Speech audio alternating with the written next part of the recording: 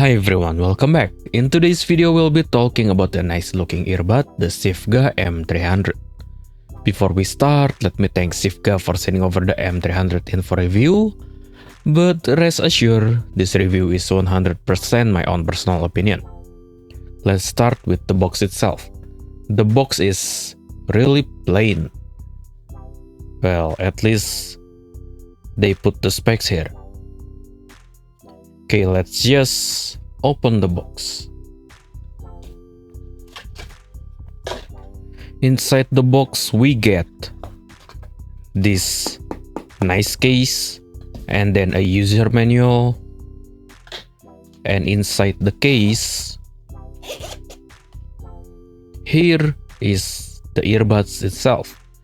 And we got some foams. Let's talk about the build quality and comfort of this earbud. The M300 is made out of metal and African ebony wood as the main housing, which look really nice in real life. I don't know, the camera just seems to be cannot picking it up quite. Yes. The cable is sadly non-removable, which is kinda, I don't know. Though I do find the cable quality is quite good. No microphonic, like even if it rubs on your clothes, it's just fine. And the only thing I wish for the cable, because this is a non-removable one, I wish that Sifga at least make the ending part to be modular or something, because the only options available are 3.5 single-ended. As for the comfort, it's just like your typical old earbud. You just put it on your ears and that's it. You can increase the comfort with this, just in case the earbud is slipping out of your ears or, you know, those earbuds problem. But yeah, that's why they included the foams. Okay, for the specs, M300 uses a 15.4 dynamic driver rated at 64 ohms. Sifga marketed the driver as large and high-strength magnetic dynamic driver using a single-piece graphene-coated diaphragm, while the cable they marketed it to use high-purity OFC coil. And for the body, they claim it has optimized acoustic performance and is durable / scratch resistant. Okay, without further ado, let's talk about the sound.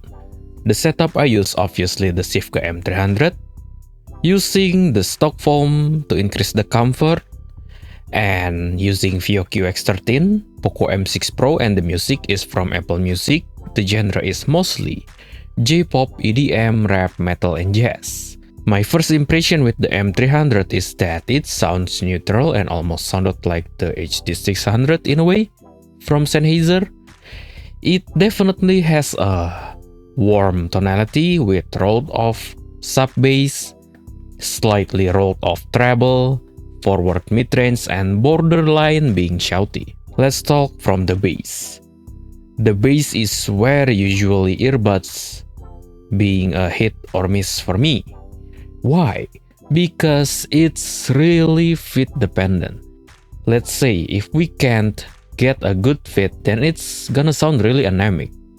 And for me, I found this to be easily fixable using the foam that's included with the packaging. So the bass, as I said earlier on my impression, it's very neutral, flat, and slightly rolled off on the sub-bass region.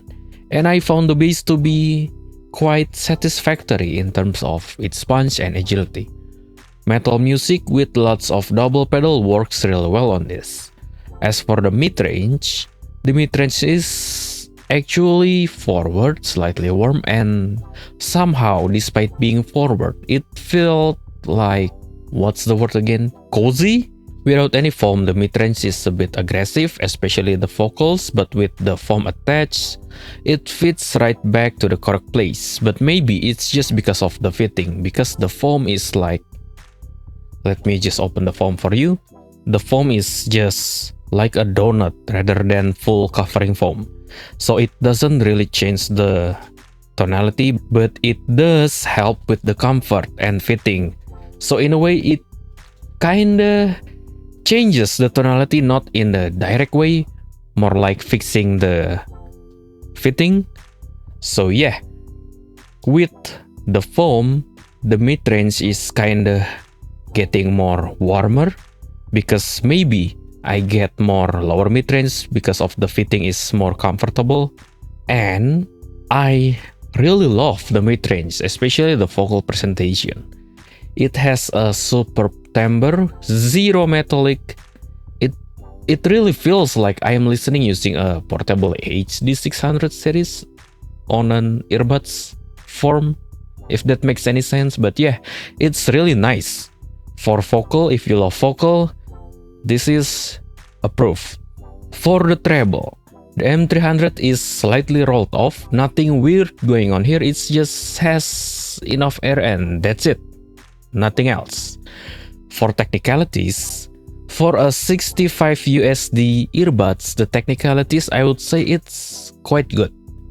Let's start from the stage. The stage is medium sized with decent layering, nothing special, but well, not bad. That's the only thing I can say. As for the imaging, sadly it's 2.5D sounding.